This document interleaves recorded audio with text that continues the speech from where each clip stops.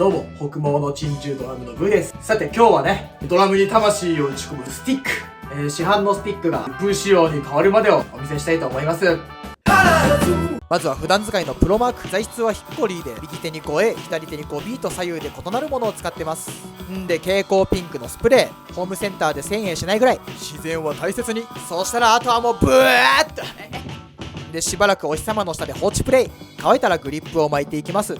ホームセンターで1個60円ぐらいで、パッと見で分かりやすくするために左右で色を変えてます。ゴークス